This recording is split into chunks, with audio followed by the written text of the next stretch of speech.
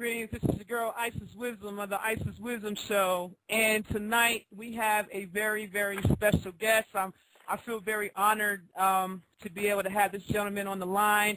I'm sure you guys are pretty familiar with him. You know, he was definitely the voice of consciousness for Public Enemy. His name is Professor Griff. I'm so excited. I mean, he's just such a great guy. I had a chance to listen to some of his lectures, and there was a particular lecture that he did that I really enjoyed where he was talking about occult science and symbolism in the music industry. And so tonight I wanted to bring him here as a special guest on the Isis Wisom Show so we could talk about those things. Hello, Professor Griff. How are you doing this evening? I'm doing all right, trying to maintain. What's good? I'm doing pretty good, brother. Now, for those who are not familiar with who you are, can you just take the time out and explain to my audience, just give us a brief bio, if you will? Wow, that may take a minute. Brief bio, I don't know. I am my father's son. I am my son's father. I would consider myself a revolutionary, not in the sense of taking up arms to overthrow anybody's government. We were taught that we should overthrow the government in our own minds. A government that has been set up in our minds is not a government that should rule us as individuals or as a people. Are you following me? So I'm not a revolutionary in that sense. Revolution is complete, constructive, conscious, cosmic change, and that's what I represent. So if I was to end this off in this whole introduction of myself, I would basically have to say that I'm God having a human experience called Griff. That's real. Okay, so... Wait a minute. That seemed like that didn't sit right with you. Let me explain that. That's a hard pill to swallow. If the scripture says ye are all gods, children of the Most High God, that does not include me? So if the scripture says ye are all gods, children of the Most High God, that includes Professor Griff. If Mary have a song out right now, and it says they talk about the God in me, well, hell, if God is in me, then I'm God having a human experience called Griff. I'm not the God over you or anybody else. I'm the king over my dome. This is my kingdom. Are you following me? Yes, I am. Okay, so I hope that set the record straight.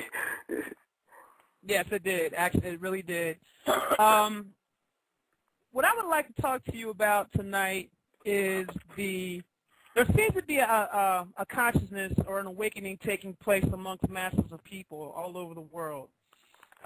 Things that were once hidden to them, things are starting to be revealed to them, so to speak. One of the things that I want to talk to you about is the esoteric or occult symbolism that I see that's really affecting our youth, and I really wanted to focus specifically on that because I wanted to, touch how it actually affects the youth and how the powers that be have been using symbolism for years to communicate amongst each other. So I was wondering if you could give us some insight about what's really going on with the music industry and why is this being done? Now, that question is a very complex, 3-paragraph ass question. I don't know what you want me to deal with first, and I don't want to be long-winded. That's a lecture right there. What do you want me to talk about? Well, we got a 2-hour show, so I just want to, I want to talk. But my thing is, you don't want to confuse your listeners. You want them to be able to follow me. I just don't want to get on the interview here and just start talking. What would you like for me to deal with first? Because that's very complex and compounded there. Well, let's talk about what the agenda of the powers that be first. Let's start off there. Well, first, if you start off there, you have to define who is the powers that be. Illuminati. And then if they... Excuse me? Illuminati. What is that? Okay, so the people that are controlling the system, so to speak. And what system are you talking about? I'm talking about the system in terms of the media system. I'm talking about, like I said, I'm trying to really focus on the music aspect of it. So I want to talk about, can you explain, what's going on in terms of, for instance, there's been a lot of talk about you know, the Jay-Z's, the Rihannas, other people in the music industry that just seems to be displaying certain occultic signs in their music. And I was wondering if you could touch or elaborate on that just a little bit. Well, like I was trying to say a few minutes ago, if you want to talk about the powers that be, first of all, we have to understand who are they. And then when you're talking about the powers that be, it's obvious that the way we use that terminology is the fact that they're already in existence, but they're hidden, but we don't know who they are. And then, for some strange reason, we have to identify what kind of power that these people actually have. Are you following me? Yes, I'm following you. So some people call them by different names. Some call them the Knights of Rome, the Club of Rome. Some people call them the Bilderberg Group. Some people call it the CFR, the Council on Foreign Relations. Some people call it the Trilateral Commission. Some people call it various different names. We've come to know in doing research that a lot of these names and organizations, such as Skull and Bones and other organizations, stem from the fact that they derive from this entity called the Illuminati.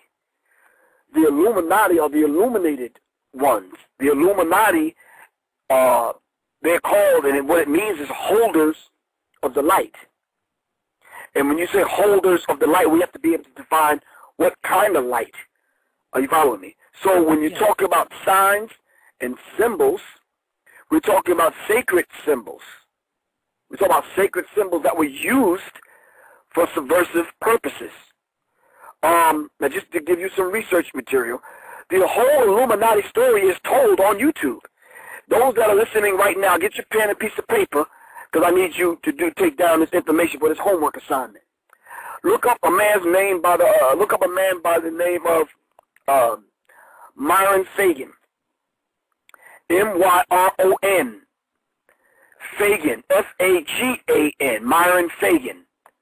Now, this gentleman told the entire story of the Illuminati, and he actually says the Illuminati is actually the CFR, which is the Council on Foreign Relations in America. Are you following me?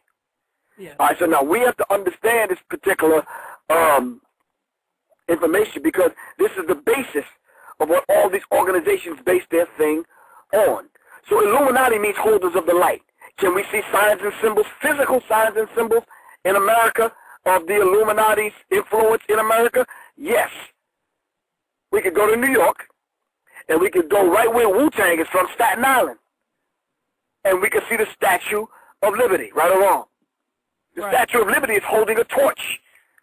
It wasn't put there by Americans. It was put there by the Freemasons from France as a gateway into America. Are you following me? Yeah. The Statue of Liberty is holding a torch, holders of the light. When the Olympics comes back around, right? When they interlock those 6, 7, 8 rings that they have representing different nations on the earth, and they have this torch going from country to country, from city to city, uniting the common, the people with the common energy, the demonic energy. Everyone grabs the torch and we run the torch through the particular cities. Holders of the light. That's the Illuminati's influence. Are you following me? Yeah. So when you have a child that's young but very smart, we say that child is bright, right or wrong. You have a very bright child, right or wrong. That's the language of the Illuminati. When you see the influence of the bright lights in Hollywood, know and understand that the term Hollywood comes from a holly tree. And it's just the branches in the wood from the holly tree. And the Hollywood, the Medes, these people that practice occult science, these people that practice the black and white magic, all right, were called the Medes, which is a root word to media, mediation. Are you following me? Mm-hmm. And media stands for multi-ethnic destruction in America, or maniac European devils in action. But if you look at who the Medes are, they practice black and white magic. They use this wood, the holly wood, to cast spells on people. So when you call the media in and they do their reporting, and you see it on Eyewitness News, CBS, and some of these CNN, BBC,